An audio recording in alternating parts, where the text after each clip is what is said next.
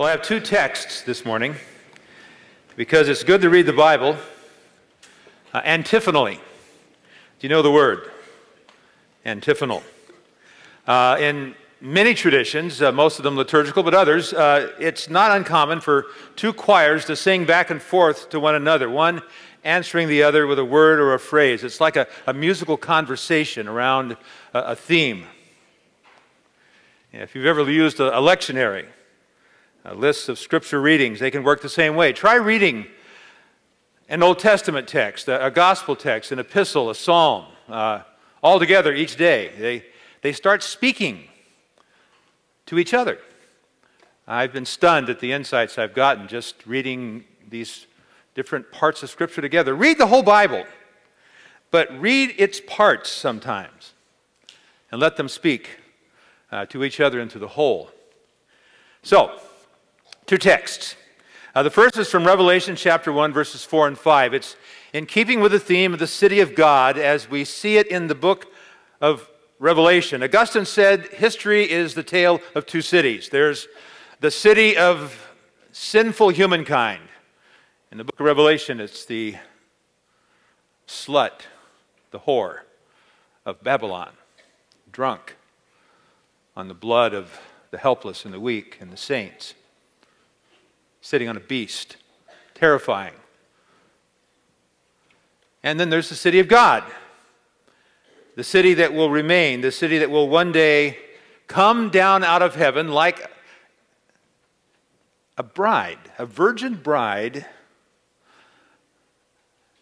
dressed up for her husband. What a contrast. There's the whore of Babylon, Rome and whatever else Rome has looked like in history. And then there's the bride of Christ, the city of Jerusalem. It will come down, it will descend out of heaven like a bride for her wedding. And heaven will come to earth. You know, in a very real sense, our hope is not in going to heaven. Whatever happens to us after we die, our ultimate hope is that heaven comes to us. It comes to earth. And heaven and earth are one.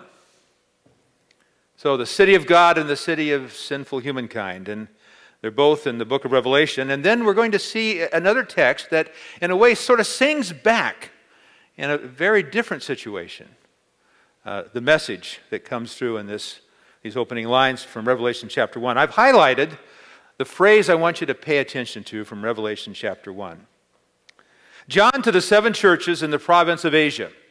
Grace and peace to you from him who is and who was and who is to come, and from the seven spirits before his throne, and from Jesus Christ, who is the faithful witness, the firstborn from the dead, and the ruler of the kings of the earth. We'll look at that one next week. The second text, singing back to this message in Revelation, is from Mark chapter 5. And I'm going to read it from Eugene Peterson's translation, The Message. It's a great story. After Jesus crossed over by boat, a large crowd met him at the seaside. One of the meeting place leaders, named Jairus, came.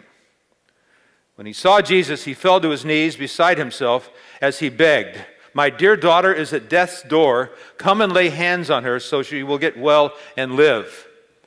And Jesus went with him, and the whole crowd tagging along, pushing and jostling him.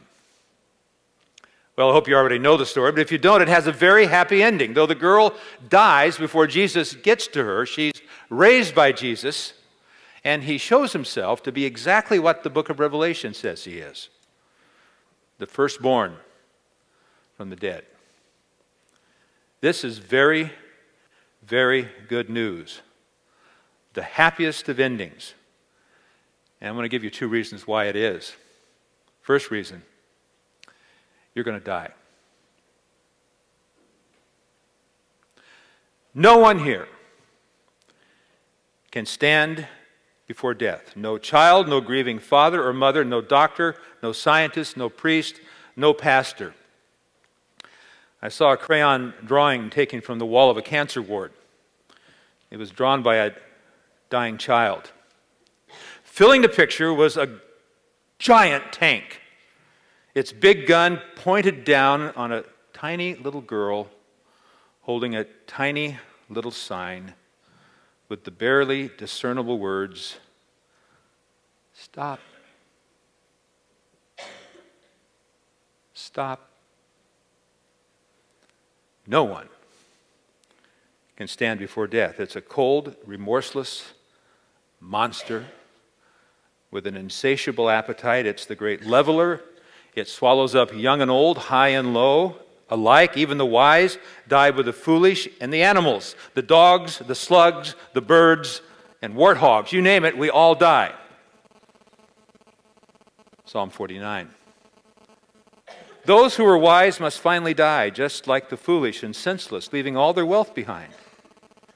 The grave is their eternal home where they will stay forever. They may name their estates after themselves,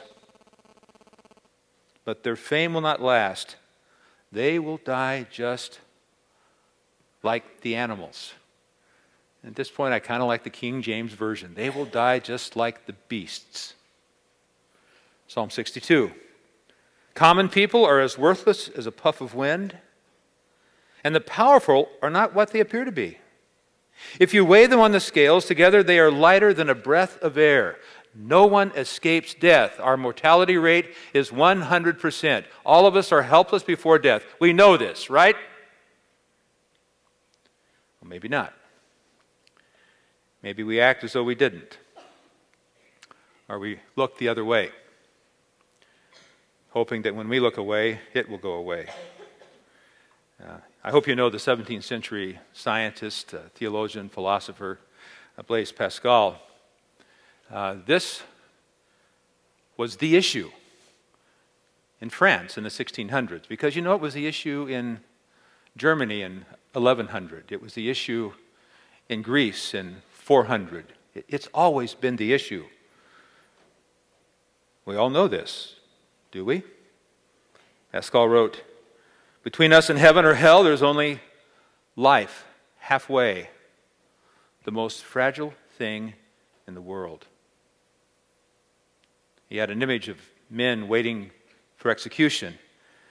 He said, "Imagine a number of men in chains, all under the sentence of death, some of which are each day butchered in the sight of the others. Those remaining see their own condition and that of their fellows, and looking at each other with grief and despair, await their turn." This is an image of the human condition. Happy thoughts in chapel, but absolutely realistic. Wake up, deal with it. He wrote, "We run heedlessly into the abyss. After putting something in front of us to stop us from seeing it, we divert ourselves. We fill up our lives with entertainment and anything to get our minds off the cold, harsh reality that we will die." Peter Kraft, the philosopher, rewrites Pascal. Here's another image of the human condition.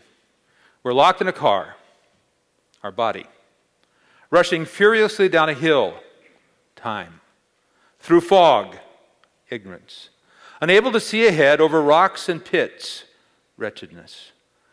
The doors are welded shut, the steering works only a little, and the brakes are non-existent.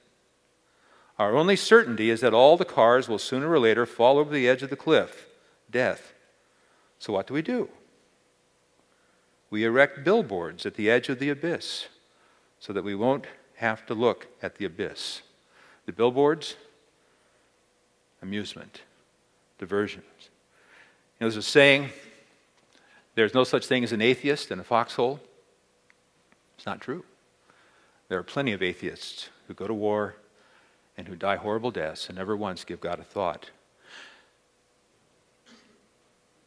We're all going to die. So this title, Firstborn from the Dead, is really good news. That's who Jesus is. And it means three things for us.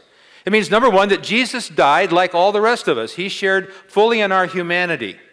I'm so aware of this now with a baby in the house again. And to look at little Cornelius, my grandson, and to think Jesus had to be burped and had his diapers changed. And Jesus got cranky when he was teething, I'm sure.